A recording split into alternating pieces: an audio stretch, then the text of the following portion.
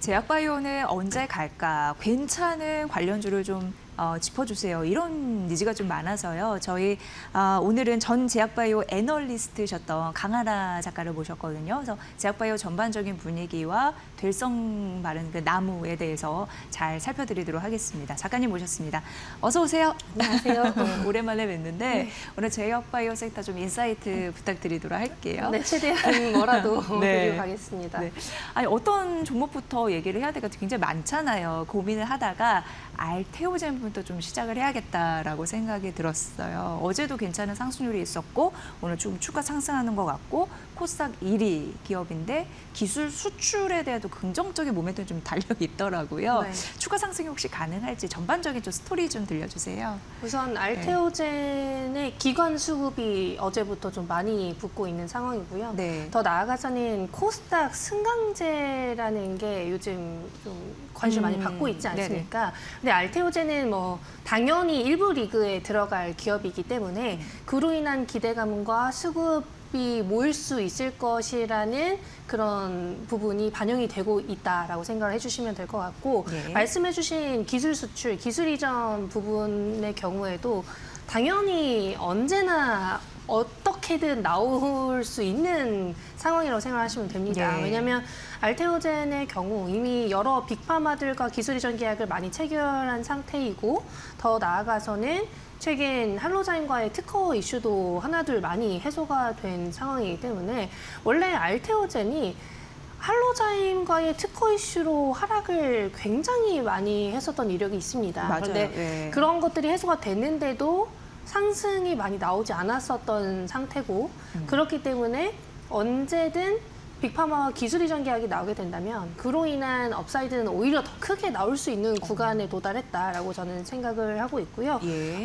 이제 알테오젠의 경우 조금 더 중요한 게 뭐냐면 빅파마와 블록버스터급 의약품, 블록버스터급 의약품 중에서도 뭐 키트루다급은 아니라고 할지라도 네네네. 글로벌 매출액 탑 10 안에 드는 의약품을 SC제약으로 개발하는 계약을 체결했을 때 업사이드가 정말 많이 나올 수 있는 구조거든요. 왜냐하면 키트루다로 이렇게 올라온 기업이기 때문에 그 레퍼런스로 여러 블록버스터급 의약품들을 SC제약으로 바꾸는 계약을 체결할 수밖에 없습니다. 그래서 최근에는 듀피젠트라는 엄청난 이제 자가면역질환, 면역질환 치료제, 아토피 치료제 관련해서 SC제형으로 개발하고 있으며 그게 좀 가시화되고 있는 국면이라서 네. 자, 알테오젠의 경우에도 빅파마와의 추가 딜 아니면 여러 빅파마들과의 뭐 독점 계약이라든지 어떤 물질을 SC제형으로 개발한다든지 이런 구체적인 부분이 나왔을 때 추가 업사이드는 많이 나올 수 있는 구간이라고 생각하고 있습니다. 네.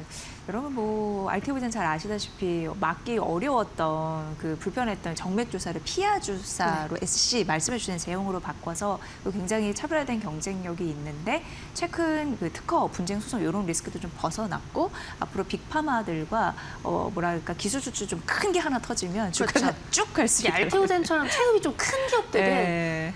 1조 언더의 계약들이 좀 반영이 안 되는 경향이 있더라고요. 네, 네, 그래서 이제 네. 조 단위로 블록버스터급 중에서도 상위권에 있는 물질을 계약한다라고 확실하게 이게 구체화되면 네. 그때는 정말 많이 올라갈 수 있을 것 같습니다. 네, 그런 흐름에서 이게 사실 밀렸을 때 조금씩 담아놓는 전략도 유효하지 않을까. 작년 11월에 주가 차트 보니까 56만 원까지 갔었는데 현재 이제 38만 원이잖아요. 그러니까 부지런히 담아서 갈 수 있는 그런 종목 중에 하나가 알테오젠 코스닥 1위 기업이 아닐까 이런 생각 좀 해보고요. 이제 바이오 USA 굉장히 회자가 되고 있는 상황이잖아요. 이게 어떻게 보면 전 세계에서 굉장히 큰 규모의 제약바이오 산업 그 컨퍼런스라고 하면 되나요? 네, 맞습니다. 네, 학회라고 보시면 되는데 이쪽에서 뭐 여러 가지 그러니까 우리나라가 굉장히 많은 기업이 참여했다고 제가 들었습니다. 그 중에 뭐 삼성 바이오로직스 같은 경우에도 단도 큰 그 부스를 마련했다라고 했는데 우리가 좀 주목해 볼 점이 있을까요? 삼성바이오로직스 같은 경우에는? 일단 바이오 USA는 일반적으로 우리가 학회라고 했을 때 네. 데이터를 발표하고 내 데이터를 여러 기업들에게 뽐내는 뭐 그런 걸 생각하시는데 바이오 USA나 JP 모건 헬스케어 컨퍼런스의 경우에는 만남의 장이라고 생각을 하시면 돼요. 그래서 빅파마들이나 상대적으로 큰 바이오 기업들과 미리 약속을 잡고 네. 거기서 미팅을 하는 게 주 목적인 컨퍼런스입니다. 그래서 바이오 USA는 정말 작은 바이오 기업들도 많이 참여를 하게 되고요.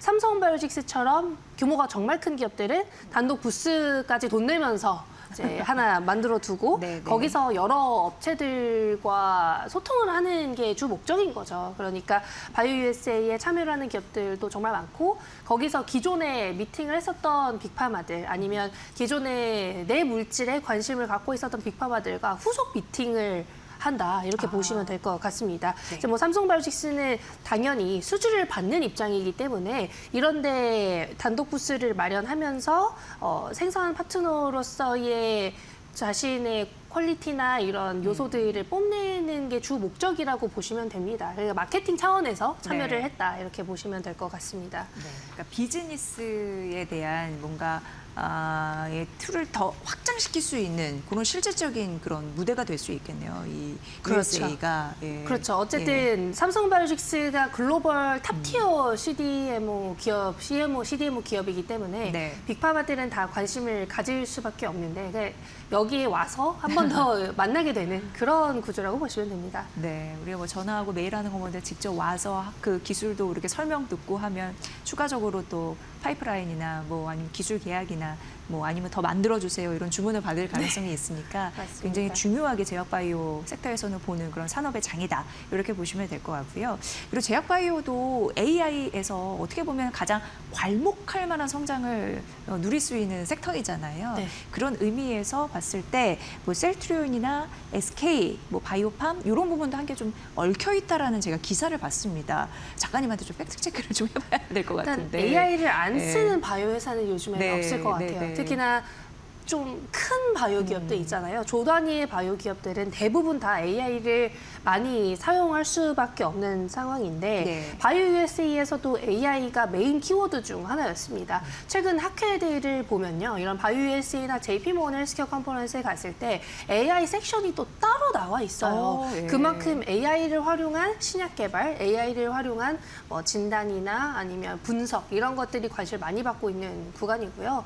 빅파마들뿐만 아니라 빅테크들도 AI 바이오 쪽에 관심을 정말 많이 두고 있는 상황인데 네. 이제 뭐 우리나라 빅파마라고 하면 셀트리온, 뭐 삼성바이오, SK바이오팜 이런 회사들이잖아요. 근데 셀트리온 같은 경우에도 그냥 AI를 활용해서 AI 기업들, 뭐 포트레이 아니면 갤럭시 같은 기업들을 활용해서 신약 개발 플랫폼 아니면 이제 ADC 다중강체 등 좀 차세대 신약 개발을 위한 요소들을 많이 진행을 하고 있는 상황입니다. 바이오시밀러가 메인이었었던 과거를 좀 탈바꿈하기 위해서 이제는 신약 개발을 해야 되는 구간이고 신약 개발을 조금 더 빠르게 조금 더 잘 하기 위해서 AI를 활용한다 이렇게 봐주시면 될 것 같고요. 네. 이제 뭐 SK바이오팜도 계속 AI랑 이제 오픈 이노베이션을 적극적으로 강조를 하고 있는데 최근 중국 회사죠. 중국 회사인 인시리코와 기술 이전 계약을 체결했습니다. 이제 도입입니다. 아, 그래요? 도입이고 네.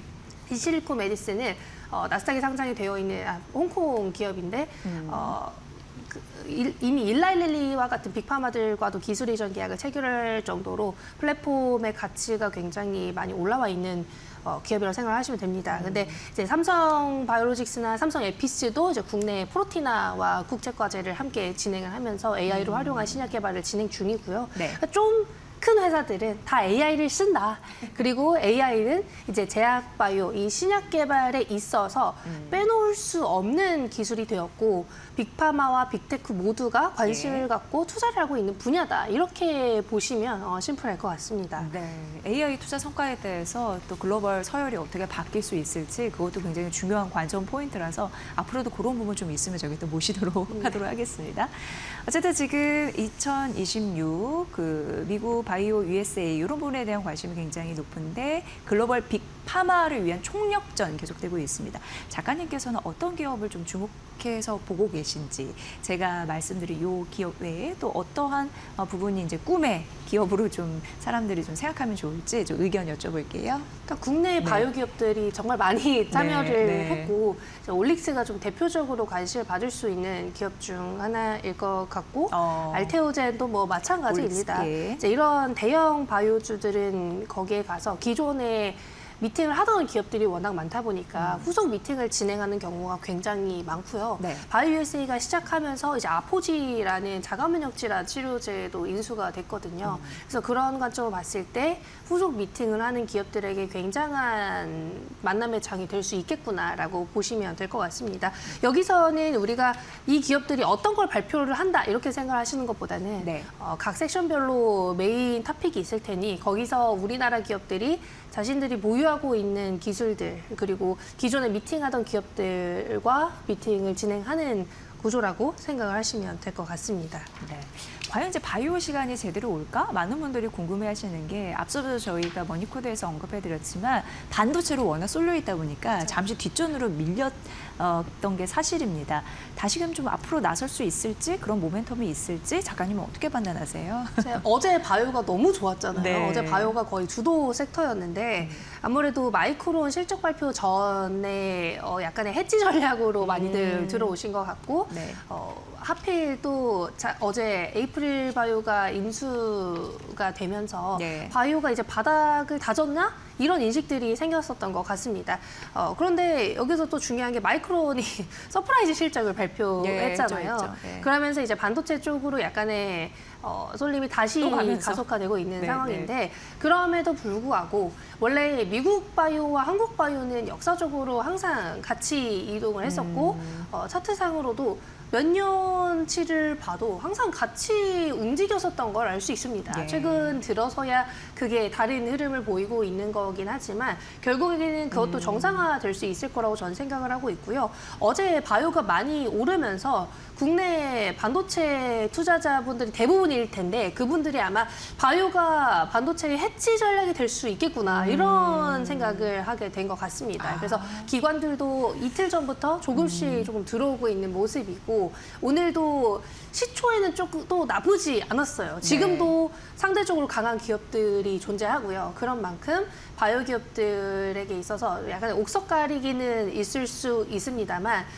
결과적으로 바이오가 지금 바닥 다지기를 한 거는 많은 분들이 어느 정도 공감을 하고 있는 사실이고 반도체가 너무 좋았기 때문에 소외됐었던 것도 맞지만 많이 소외됐었기 때문에 가장 주식 투자에 있어서의 메리트라고 할 수 있는 싸졌다. 가격적인 메리트. 네, 가격적인 네. 메리트가 생겼다. 실적으로 보는 게 아니에요, 바이오는. 네네네. 미국 바이오 ETF도 지금 신고가인데 거기 다 돈 못 버는 바이오 기업들이거든요. 네. 그러니까 돈을 버는 게 중요한 게 아니라 이 섹터는 네. 글로벌 피어 대비, 글로벌 경쟁사 대비 데이터가 얼마나 잘 나왔고 기술 이전 계약을 체결했을 때 어느 정도 수준으로 계약을 체결할 수 있고 그리고 어느 정도 계약으로 체결됐는지 그런 것들로 결국에는 시가총액이 정해지는 섹터이기 때문에 네네. 이제 실적으로 하면 당연히 전자닉스가 제일 싸죠. 그래서 그런 관점보다는 이제 글로벌 바이오 기업들 대비해서도 이제 많이 싸졌다. 그러니 우리나라 바이오도 이제는 바닥 다지기를 많이 했고 코스닥 승강제라는 그런 요소, 국민성장 펀드 자금이 곧 들어올 것이라는 점.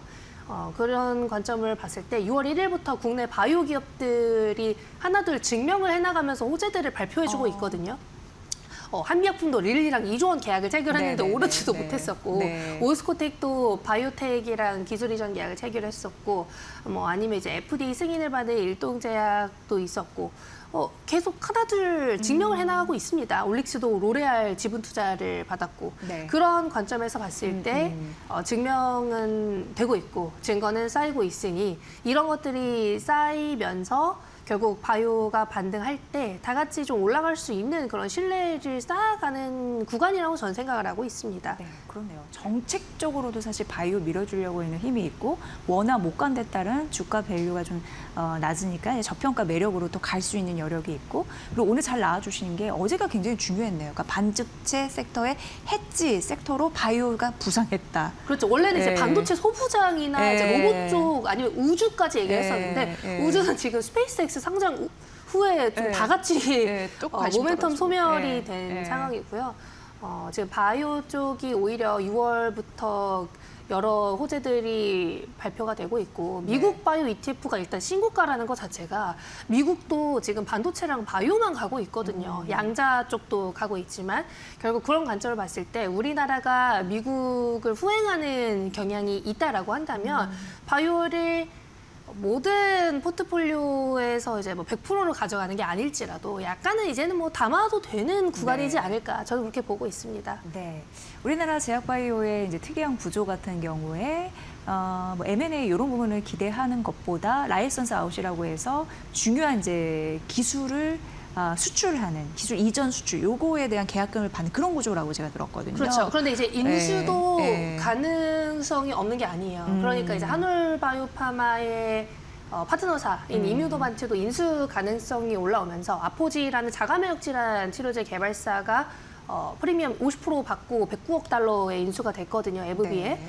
근데 그걸 보고 이제 자가면역 질환 치료제들이 최근에 좀 좋아요. 한올바이오파마, 에이프릴바이오, 아이엠바이오가 좀 반등을 하고 있는 모습입니다. 그래서 그런 관점으로 봤을 때 인수 가능성도 이제는 조금씩 또 나오고 있는 상황이다. 네. 그러니까 우리나라 바이오 기업들이 기술 이전 계약도 계속하고 네. 인수도 하나둘 나오게 된다면 그 또한 섹터의 반등으로 이어질 수 있을 거라고 저는 보고 있습니다. 그럼요. 그러니까 라이센스 아웃에 대한 모멘텀 플러스 M&A 효과까지 붙어주면 뭐 일석이조의 효과를 네, 누리게 되는 맞습니다. 건데 그럼 이제 제약바이오 조금 이제 스타가 될 그 운이 좀 모아지고 있는 상황인 것 같습니다. 그런 의미에서 단기적인 모멘텀이 좀 강한 그런 기업들 몇 개 좀 골라주신다면 어떤 게 있을까요? 가장 대표적인 게 아까 간단하게 말씀드린 알테오젠이랑 알테오젠, 올릭스이지 않을까 올릭스, 싶습니다. 예, 예. 저 올릭스의 경우에는 최근 로레알로부터 그리고 외국계 운용사로부터 자금 조달을 했어요. 그러니까 네. 로레알로부터 지분 투자를 받은 격인데 로레알과 작년에 좀 테스트 계약 같은 걸 체결했거든요. 작년에 테스트 계약 같은 걸 체결했고 올해 여름 정도에는 본 계약을 체결해야 되는 시점입니다. 그런데 제가 생각을 했을 때 로레알이 지분 투자를 했는데 본 계약을 하지 않는다? 이거는 조금 말이 안 된다고 생각을 네, 해요. 네, 네. 그래서 그런 관점으로 생각을 해보면 결국 본 계약은 나올 것이고 본 계약이 나왔을 때 그 퍼포먼스가 좀 좋아질 여력이 있는 회사라고 저는 보고 있고요. 예. 일라일릴리의 기술 이전한 마크원 타겟의 매시 치료제도 진전이 잘 되고 있어서 올해 아마 일라일릴리가 옵션을 행사할지의 여부도 나오게 될 겁니다. 그래서 그런 모멘텀들이 많이 남아 있는 상황이고요.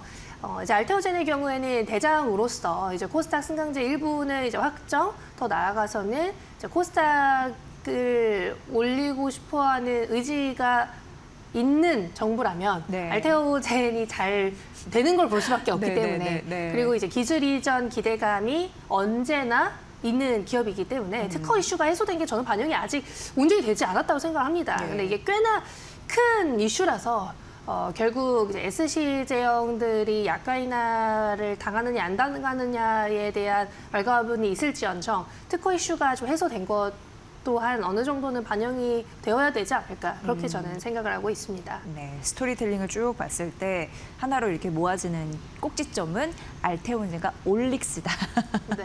여러 개 좀 들어봤습니다. 오늘 제약바이오 산업에 대해 오래간만에 얘기 들으니까 너무 이제 유쾌했고 이런 부분으로 투자에 대한 관점을 넓힐 필요성이 이제는 왔구나, 때가 왔구나 이런 생각이 들었습니다. 앞으로도 종종 모실 테니까 좋은 인사이트 부탁드리겠습니다. 네, 감사합니다. 네, 강하나 작가였습니다. 고맙습니다.